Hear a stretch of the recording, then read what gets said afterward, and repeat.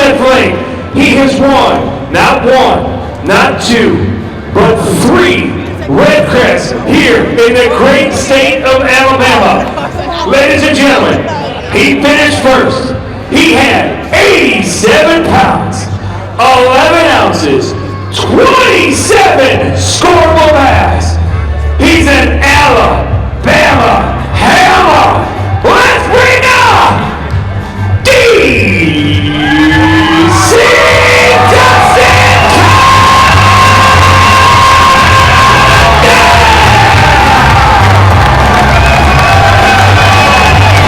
Back-to-back REDCREST, and then you got to throw the third one in there. 4 of your wins with Major League Fishing coming in Alabama, and just take me from the first day of practice to the last minute of competition. I'm still trying to take all this in, and golly, what a crowd, man. I appreciate everybody coming out. And, you know, I came into this tournament, and quick little story. By the way, y'all bear with me. I'm going to take my time on this one. I told my wife last week, Victoria, I said, hey, I'm going to do something a little risky next week. I said, I don't know if it's going to work. I'm going to put in some time up the river. I grew up fishing that way. I fish the Coosa River. I catch spotted bass. I love it. And I know there's some, there's a big population of spotted bass in here, in smallmouth and largemouth. And dude, I figured there was about an 8% chance that this might work.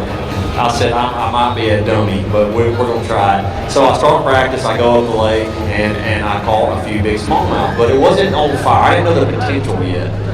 So anyway, it just kind of developed. So I opted the first day of the tournament. I said, well, let me just get on up that way a little bit. I stopped in at Mink Creek. I was up the lake a little bit just in case. I said, I'm definitely going to end up there. I was almost in dead last after the first period. And yeah, it was unbelievable, and it was very slow. And so I opted to go on up there. And I just let it develop throughout the week. And dude, I don't know. I noticed what was happening. I started getting more dialed in. The clouds and everything, they were starting to bite with it getting cloudy. And I said, dude, if I can make championship day, it's going to rain and it might go down. And yes, sir, it did. Yeah. It definitely did. And you look at your qualifying round number 1, I think you were 37th, and then transferred over to the knockout round in 17th, make it to the championship round. I was not one of them, but some people might have been saying, man, he's not going to be able to defend. Yeah, I came into this tournament. REDCREST is the goal of all these anglers. Every person here has worked their butt off to get here, and like, this is our life, man. This is just fishing is my life, and I'm sure it is for a lot of people in here. And I look around and I see all these young kids and all that, and it's just my dream to fish against these guys. But REDCREST is when you got to bring it, and it's the one to win. I tell Mark, I look down here at Mark and Jacob, I tell all them, this was the one, and I'm so undeserving of this. I really feel that way. And, I have a ton of people I want to thank. But first, I just want to tell you how I called it, okay? Hold on a second. Can we run the highlight reel so you can talk us through what exactly happened? Thank you. Yeah, it was raining this morning. It was a long run. God dang, that's a big one. So, I just want to go do it again. My goodness. So anyway, it was raining this morning, and me and my officials, we were running up. It's like 68 miles all the way to the dam. So I'm running way up there. I got my helmet on, and I pull up, and I literally get a bite like my second cast, and I look down that lock wall, and they're blowing up down the lock wall. I said, oh gosh. Well, anyway, I picked up a scrounger, and I caught some fish on it yesterday. There was a knockout round with a crushed CD freeloader and gizzard shad color. And I noticed whenever I caught them yesterday, they were spitting up like 2-pound, 3-pound spots were spitting up shad. They were 4 inches long. Well, the freeloader is 4 inches long, and it was it. So I threw that scrounger down that wall, and dude, they were knocking slack in it. And then whenever it got sunny, I noticed that they kind of eased off on that, and I caught them on a mooch minnow, okay? 3/16-ounce head, VMC tungsten jig head, best jig head out there by far. And I was throwing it down through there, and I was tight lining it, like shaking a minnow, but I was tight lining it. I don't think I caught a bass this week using forward-facing sonar. I really can't remember me catching one. I didn't even have it on this afternoon. I cut it on just in case I wanted to go hit some flats. but I couldn't see up there. There was so much current, so much shad. I said, I ain't gonna bother with it. And but yeah, I mean, I definitely would have used it if I could. I absolutely love doing that technique. But you know, like I said, I grew up fishing current, and just doing this tournament my way is such an accomplishment, and so like I'm so proud that I stuck to my roots, and it's just super special. You know, one of the things we had talked on the T-Doc this morning, and with that delay, you almost started spinning out. You said that I am not going to win this tournament because we are not getting out there. I've got to get out there. I've got a long run. Talk us through what that was like mentally. Yeah, keep in mind, we had a short first period. I mean, I put a trolling motor down, and I think we had like 35 minutes left of fishing. And I'm like, dude, I'm going to be behind because I don't have the whole day to really outpace these guys. And I figured by the time I got to that dam, I'd be 15, 20 pounds back. I really did. And I checked Sport Tracker, and I said, what's an elite? They said 6 pounds. I went, you done lit above. Oh, okay. So then it started going down, and I caught 5 pound smallmouth, another 5 pound largemouth. But dude, it was so cool because there was people up there at the top of the dam, and they were honking the horn and like cheering us on. And guys had put in because they knew I was going to be there. It was so awesome, and we were all alone. And it was the most beautiful view driving up the river. And by the way, I love the Tennessee River. I love these lakes. I love the mountains. It was so beautiful having all the fog on the mountaintops. It was just a blessed day. You know, let's look at it.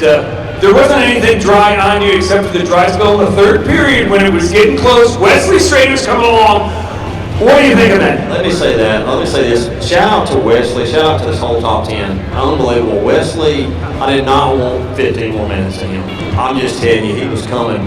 And, you know, shout out to him. He did a phenomenal job today. Just the way he did it. And when I got to the boat ramp, he was there. We took out in Stevenson, I think.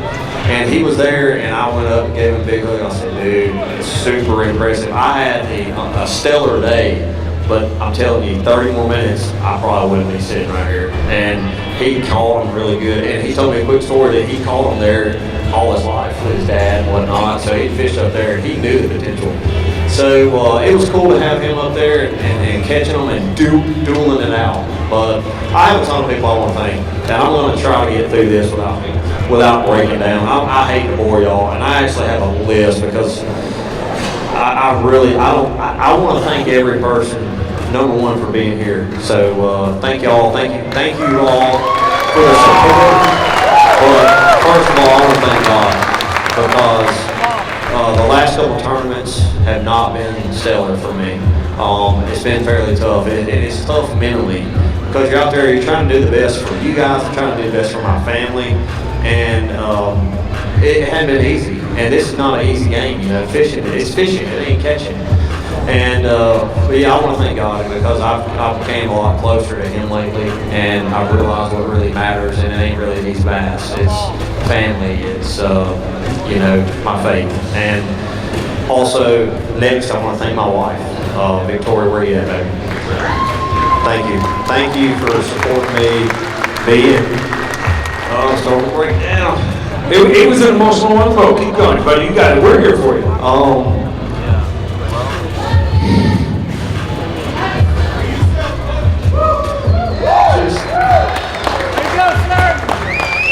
Just having my son here and my family is everything. It is. And I just want to thank them for coming. I want to thank my wife for supporting me and keeping my head up, you know, just keeping me out of the trenches because there's a lot of negativity in this world. And I just want to thank her for riding with me through it all. All my family's here today. I got my brother over there, Courtney, my mom, and of course my little boy, and Vance, Tanya, Layton. So thank y'all for coming, and thank you to everybody that supports us, all my family at home, all my friends, everybody who called me this week. Thank you so much. All the great comments and all the positive reinforcement. It's been amazing for me. But also want to thank Brett. Brett is one of my best friends. He is, and he's went through a lot with me. He's seen the lows and he's seen the highs, and it's not always high. You have to ride the wave in this sport, in any sport. You know, Barry Bonds, he struck out several times, a lot of times. So, but yeah, and I also want to thank my boys down here. I want to thank Jacob, Adrian, and Mark. I want to get to Dan Quinn here in a minute. I want to thank everybody. I thank you and my Aunt Joni for coming. But I want to thank all my buddies. These guys are like family to me. I live with them 6 months out of the year, and it's awesome sitting down and eating dinner with them and us laughing and cutting up, and it just brings joy into your day, even when you don't catch them. And when you do catch them, they're here. These guys, they're my freaking rock, man. They are. So thank y'all. I love y'all. And also, I want to go down a list of people I want to thank for my partners. I have to. First, I want to thank Dan Quinn and Rapala. You know, I called him on a Crust City freeloader again, and a Mooch Meadow again. So I just want to go through a little list. Rapala VMC for sure. I called him on those baits today. Bass Pro Shops, Johnny Morse. Can't forget those guys. They're so instrumental in the sport. I want to thank Ranger Mercury. Let's talk about this. I'm running 70 miles, guys, this week every morning, and I'm in a 21-foot Ranger, 521R. And keep in mind, it's been a south wind all week, and it's been blowing against the current. So I'm striking out, going all the way up, and when I hit past North Saudi, buddy, I'm just telling you, it was 3 to 4 footers. It felt like I speared one on accident. But yeah, I've been chopping that Ranger 70 miles. That Mercury, it's been unbelievable. I mean, super reliable. Cannot say enough about them. Power pole. My whole setup, Lowrance. Golly, I appreciate all the support from them. They listen to me and, you know, call me and encourage me. And on Hook, let me talk about this real quick. It rained all day today, guys. I was wearing my Hook boots. Be sure if you're looking for any kind of rain boots, go out and check out the Hook boots. They're awesome, super comfortable all day long. And I almost wore them in here, but figured I'd get a little tennis shoe on. But I also want to thank MillerTech. MillerTech batteries, yeah, I run 2 36-volt batteries. If you guys are looking for any kind of lithium, they're awesome. I was in that heavy current all week. Never ran my batteries dead. Phenomenal batteries, so I think they are some of the best out there. So shout out to them. Cigar, I was dogging like deep sea fishing drum up today with 12-pound Invisex. It was awesome to do that. And I was catching stripes, smallmouth, you name it. I caught everything up there. I caught big catfish today, but I was just dogging them in. But anyway, yeah, the list goes on, you know. Sea Clear Power. I mean, I can go on for days, but anybody that supported me and believed in me, and everybody, you know, I guess everybody, they need that. They need people that believe in them and just push them. So all my partners, thank you guys. I thank you for riding with me and believing in me. Thank you for being part of this industry. And I also want to thank one other thing. I want to thank the haters out there. Thank you. Thank you for pushing me. Thank you for inspiring me to do better. Thank you for the negativity, because it brings positivity. And we're on the stage right now, so you can kiss where the sun don't shine. I think if you are done, I think it's now a great time. I would tell you how to do it, but you've done it multiple times before. Ladies and gentlemen, he's going to grab that trophy, hoist it up, and declare himself the 2025 Bass Pro Shop REDCREST, presented by MillerTech Champion. Make some noise for DC Dustin Connell!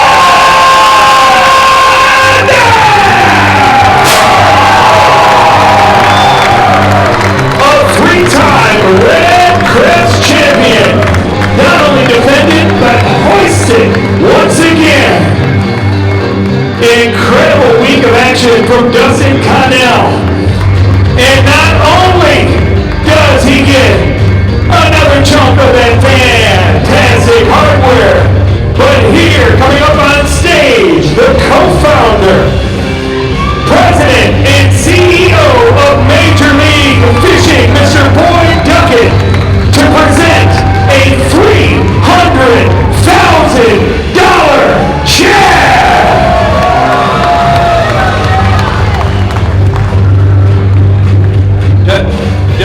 behalf of everybody at Major League Fishing, we now are going to call him Mr. REDCREST because he's won 3 of them.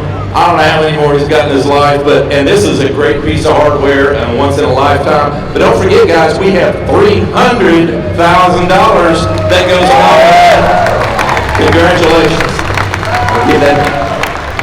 No better way to celebrate than the family as they come together. Time to snap those pictures. Let's hear it for Dustin Connell and family on another REDCREST victory. What a day, our 50 anglers. Incredible action on the water. Now remember, folks, if your dream is to become a REDCREST champion, you got to go to MajorLeagueFishing.com. Look for the tournaments. There's one out there for you, be it a boater or a co-angler. There's something for you to showcase your skills. Ladies and gentlemen, please welcome the extended Connell family to the stage. Round of applause. It is a family effort. Friends and family coming up now. And as these photographs and videos are being taken, we are going to have an opportunity to have Dustin Connell over at the autograph booth.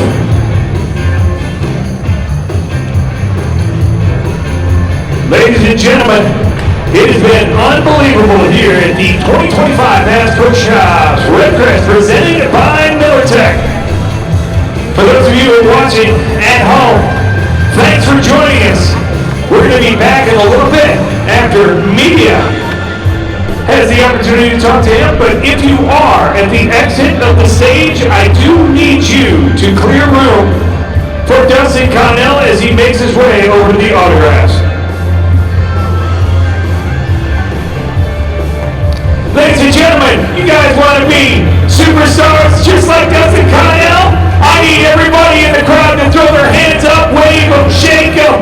You can come on, everybody's hands up for the shot. Everybody, that's not everybody. Come on, you can yell, you can scream.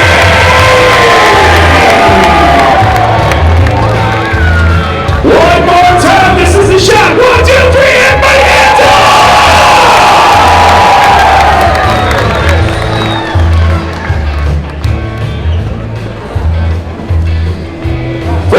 He's got some media stuff he's got to do, but when he leaves, we're going to make a path. He's going to come around. I think he's going to end up right over there at that man. Looks like some people are already lining up.